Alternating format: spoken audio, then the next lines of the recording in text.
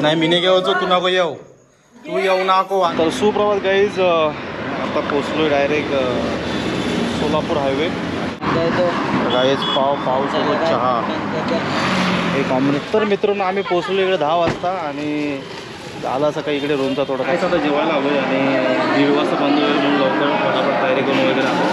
तर आत्ता पहिलं इकडचं संत गजानन महाराजाच्या मठाचं दर्शन घेतो आणि त्या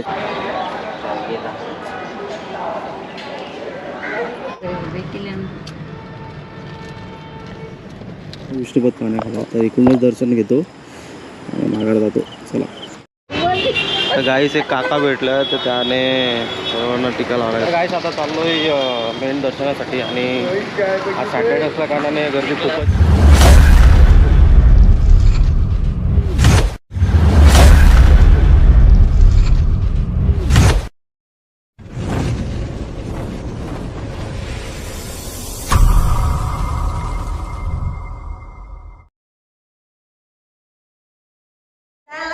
नमस्कार गायस, मी प्रमोद चिमटेकर परत तुमचं एकदा स्वागत करतो माझ्या यूट्यूब चॅनलवरती.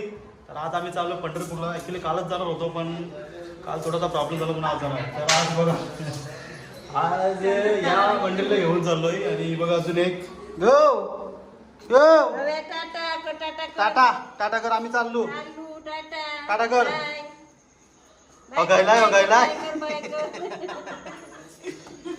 अजून बघा अजून सर्वजण झोपले नाहीत. मला ताईला मी बघीन काय करायचं आहे ते.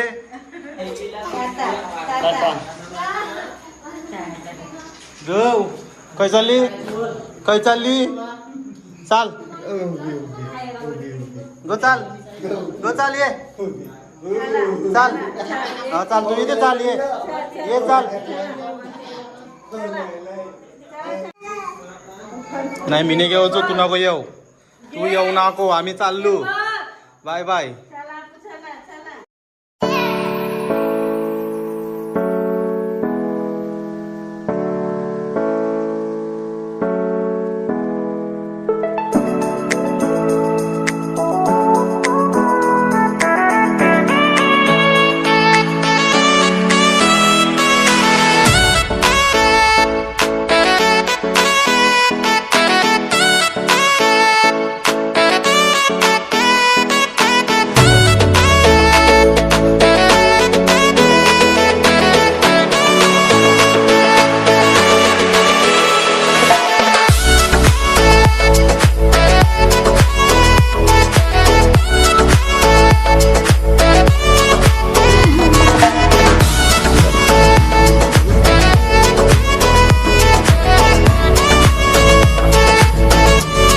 सुप्रभात गाईज आता पोचलोय डायरेक्ट सोलापूर हायवे आणि आता बोलावता पुण्याकडे थांबलोय.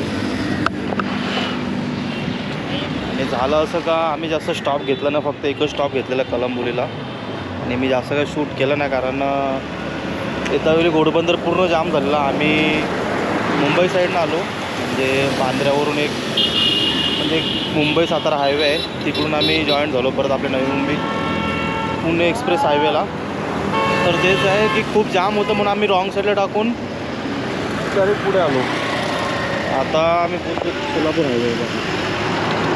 सोलापूर हायवे आणि जास्त पुण्यामध्ये थांबलो नाही कारण आता मग वाजले आहेत आता 6:45. कारण जर तिकडे जर थांबलो असतो तर मग अजून वाट लागली असती कारण मग गाड्या वगैरे वाढल्या असत्या आणि ट्रॅफिक पण भेटली असती. त्याच्यामुळे पहिला पुण्यातून निघायचा प्रयत्न केला आणि सोलापूर हायवेला पूर्ण टच झालो.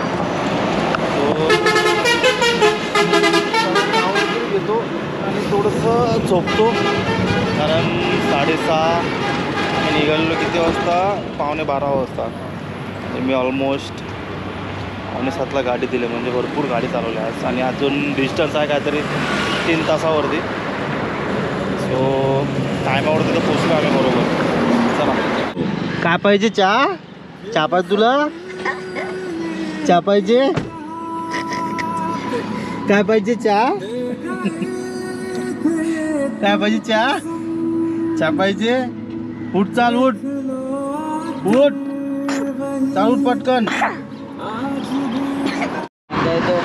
व्हेज पाव पावसोबत चहा हे कॉम्बिनेशन खूप आहे आणि गुलाचा चहा पितो म्हटल्यावर थोडासा टेस्ट करायलाच पाहिजे. वातावरण मी पोचलो इकडे 10 वाजता आणि झाला सकाळी इकडे रूमचा थोडासा प्रॉब्लेम आहे. रूम खालीच नाही आहेत आणि म्हणून त्याच्यामुळे डिलेक्स रूम घेतल्यात पहिल्यांदाच. आम्ही साधीच रूम घेतात अटॅचमध्ये, आता डिलेक्स घेतल्यात. आम्ही ते सूप पण करायला लागलो ते बघा. एक बघा हिला जपायली जपायली जपायली जपायली. जाऊन पहिलं अंघोळ वगैरे करून घेतो फ्रेश मस्त. त्याच्यानंतर बघूया कसं काय ते. चला दाखव तुम्हाला डिलक्स रूम कसा आहे. हीच बिल्डिंग समोरची दिसत आहे ना, हीच पहिलीच बिल्डिंग आहे. काही इकडे बहिणीने एवढी मोठी बॅग आणली का इकडे स्ट्रगल चालू आहे. स्ट्रगल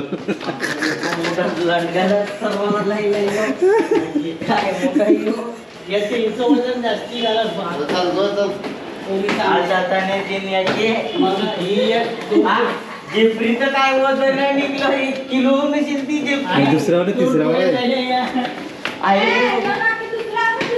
तिसऱ्यावर दुसऱ्यावर तिसऱ्यावर तिसऱ्यावर हा एक डिलक्स रूम बघा. पहिल्यांदा डिलक्स रूम घेतल्या, आता बघूया कसं पाहिजे. बाल्कनी तर कायच आता जेवायला आलोय आणि 1:30 वाजता बंद होईल म्हणून लवकर फटाफट तयारी करून वगैरे आलो. हे बघा इकडचं जेवण तुम्हाला दाखवतोय.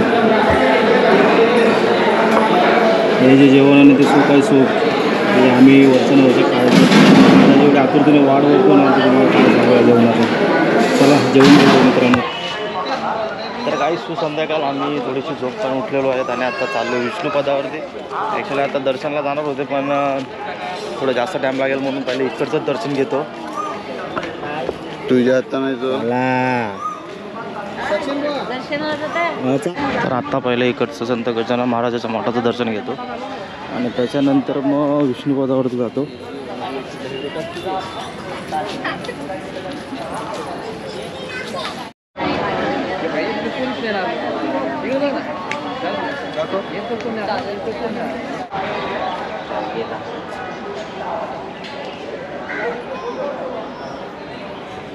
तर मित्रांनो आम्ही आलो विष्णुपदावरती, पण विष्णुपदावरती झालं असं की पाणी खूप सोडलं आहे म्हणून विष्णुपद पूर्ण पाण्याखाली आहे.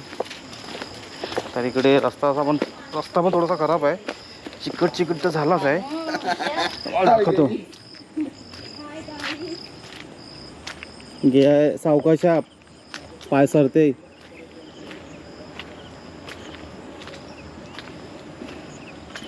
हे बघा हे जास्त पुढे जाऊन फायदा नाही.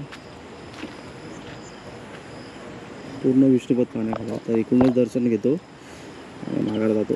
चला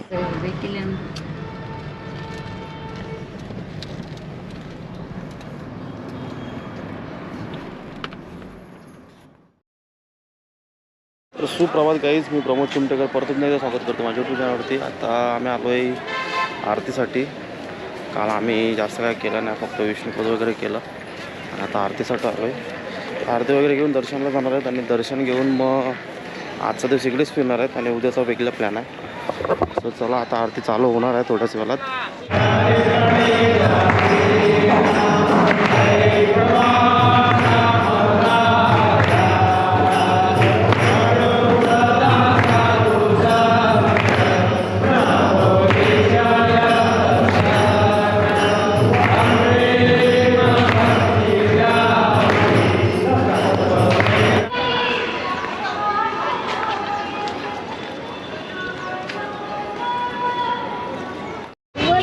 तर गाईस एक काका भेटलं तर त्याने सर्वांना टीका लावला